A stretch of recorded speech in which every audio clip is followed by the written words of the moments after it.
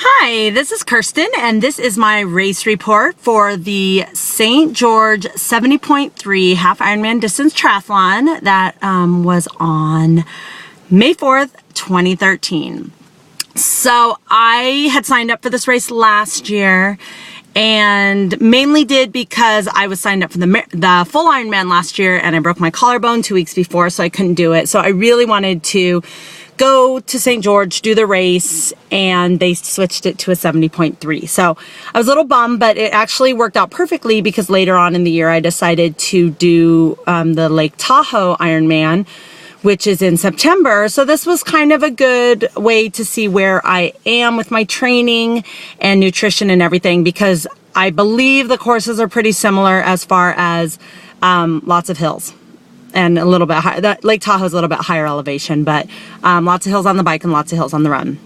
So my training leading up to this was a lot of flat. I trained in January and February on the bike on my trainer, and then in March went to Florida and did an Ironman, and then just rode in Florida. So I was doing enough riding and running, but it was all on flats. So luckily there was a little bit of wind in Florida every day. So at least that gave me a little bit of resistance. And then I went to the gym once a week and got on that step mill thing that's like going up the down escalator. And I did that for between an hour and 2 hours so I could get some strength training in. So I felt like I was in pretty good shape, but not really sure how that would transfer to the course at St. George, since it is really hilly. So I headed out there on Thursday, and the race is on Saturday. I stayed with my friend Kristen. Thank you, Kristen, so much for letting me stay. She has an awesome house, an awesome family, and I'm really grateful that we're friends. So that was fun to get to hang out with her. I checked in Friday. I didn't really work out the 2 weeks leading up to the race because I was actually driving across the country from Florida to Utah. I'm visiting a few friends along the way, but I wasn't really worried. Taper. And so I maybe was biking 30 minutes. I did do a half marathon 2 weeks ago, but other than that, I swam once. So I was pretty rested going in. So it's kind of, it might be kind of a boring race report because everything happened actually the exact way I planned on it and the exact way I wanted it to. So I woke up at very early in the morning. I'm not a morning person, for those of you who know me. So anytime I race, it's way too early.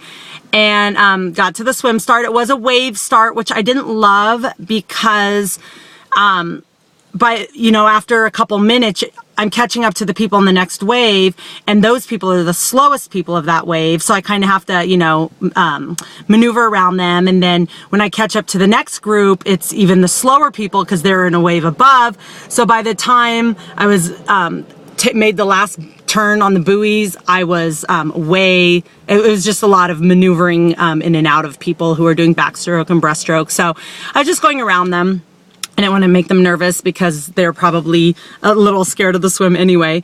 So my swim was great. The water was perfect. The water temperature was perfect. I don't know the exact temperature. I think it was 58 degrees, but I don't get cold on the swim. So I was feeling really good, and ended up at 31 minutes on the swim.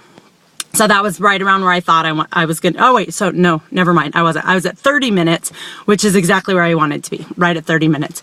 So ran up into transition. My fingers and toes were a little cold. Putting on my compression socks. I was trying these new socks that I love, but they just take so long to get on. So they're kind of crooked and full of dirt, and I need to figure that out for my next race because my transition was, I think, like 4 minutes. So I'm headed out on the bike, and again, since I'd been riding a bunch of flats, I wasn't really sure what it would be like. So I just took it nice and easy and ended up on the hills. I felt amazing. So felt really good on the climbs. Felt strong. Where I was really, really weak was on the downhill. So every downhill, people were passing me like crazy. So that is the number one thing I'm going to work on for Lake Tahoe is getting more confident. I used to be really confident on the downhills, and after my bike crash last year, I've just been really timid. And it's been a year. I need to get over it. So I'm going to really focus on that, because that's, to lose that much ground on the downhills is a little ridiculous, because it's not a lot of work.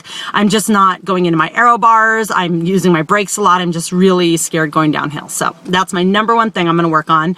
Other than that, everything felt great.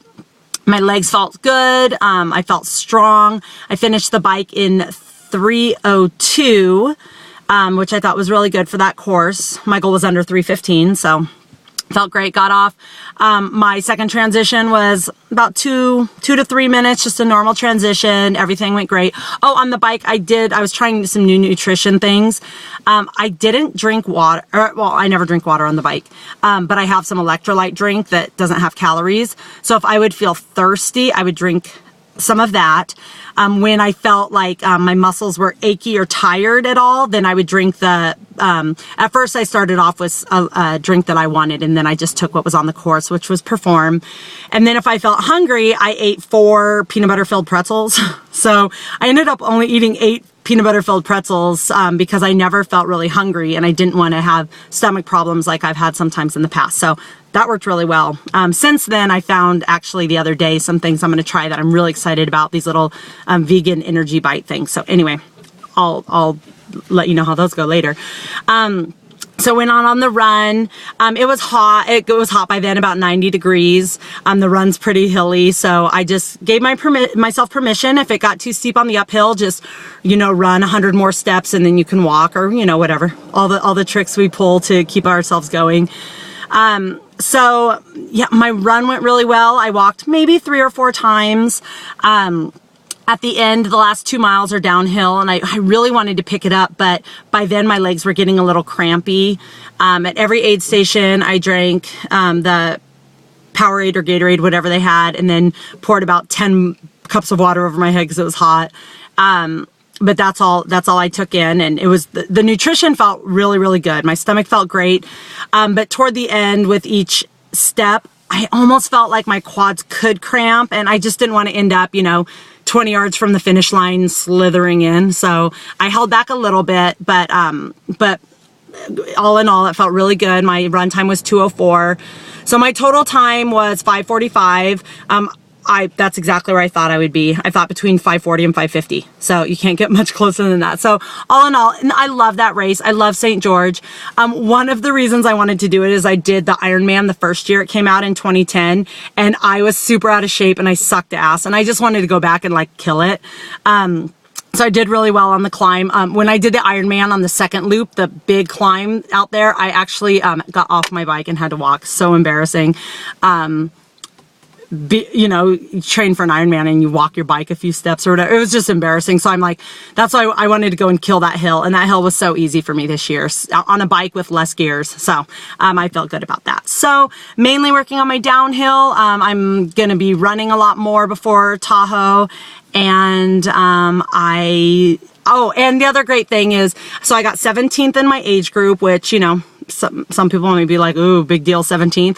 But I've done probably, I don't know, maybe 15 races that were Ironman sanctioned races, the ones that are qualifiers.